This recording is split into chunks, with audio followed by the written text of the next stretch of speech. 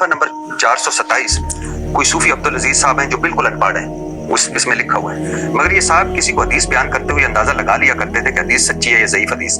کیسے کہ for example جب وہ حدیث بیان کر رہا ہوتا تھا صوفی عبد العزیز کو اس کے منہ سے نور نکلتے نظر آتا تھا کہ حدیث سچی ہے جھوٹی۔ اب مجھے یہ سمجھ نہیں آئی کہ صوفی انپڑھ آدمی صوفی صاحب کو نور کیسے نظر آئے کہ حدیث نور نظر آتا تو حدیث سچی، نور نظر آتا تو حدیث غلط۔ آپ ریلیونٹ باتیں کر رہے ہیں۔ نہیں میں سر یہ ریلیونٹ نہیں ہے، یہ فضائل اعمال ہے سر۔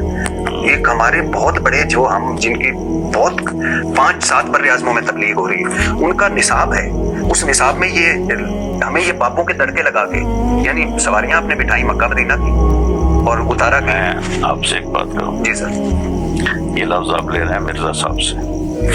میں نے سنا لیکن میں نے پڑھا پھر خود پڑھا تھا۔ جی سر۔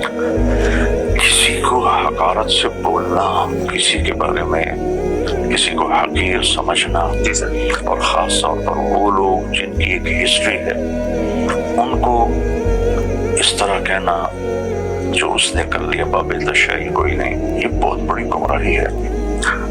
معین الدین چشتی رحمۃ اللہ علیہ پاکستان میں انڈیا میں پہلی ہستی ہیں جنہوں نے اسلام کو متعارف کروایا، ہزاروں لوگ ان کے ہاتھوں مسلمان ہوئے۔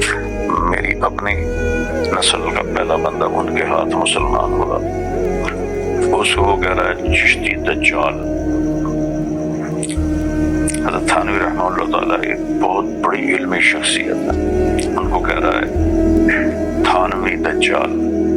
ابو بکر شبلی رحمۃ اللہ علیہ ابن حامد کی گورنری چھوڑ کر جنید بغدادی کے شاگرد بنے تھے اور ان سے خلافت ملی تھی، ان کے جانشین بنے تھے۔ ان کو کہہ رہا ہے شبلی دجال۔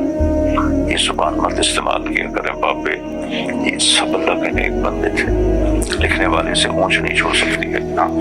لیکن ان لوگوں کی میں کوئی اس کی وکالت نہیں کر رہا، اس میں کوئی مگر موضوع چیز ہے تو ہے۔ طریقہ یہ ہوتا ہے خذ ما صفا ودع ما قدر، قرآن کے علاوہ کوئی کتاب خطا سے پاک۔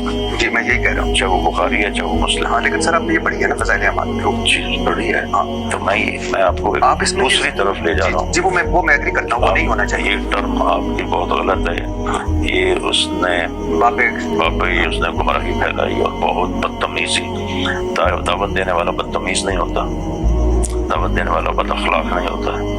جس میں بد اخلاقی ہے، جس میں بدتمیزی ہے، وہ دین کا داعی نہیں ہے، کسی اور چیز کا داعی۔ چلو سر میں تو سر اس پہ ہوں کہ یہ جس میں یعنی ان کو بدل لینا چاہیے فضائل اعمال میں، اتنا بڑے یہ سیٹ اپ ہے۔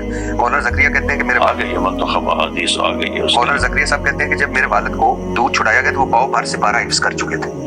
امام ابو حنیفہ 40 یا 50 سال عشاء کے وضو سے فجر پڑھتے ہیں، پتہ نہیں کس سے پتہ چلا۔ شیخ عبد القادر جیلانی 12 سال جنگلوں میں پتے کھا کر گزار کرتے۔ شیخ عبد القادر جیلانی ماں کے پیٹ سے 14 سپارے حفظ کر کے آئے۔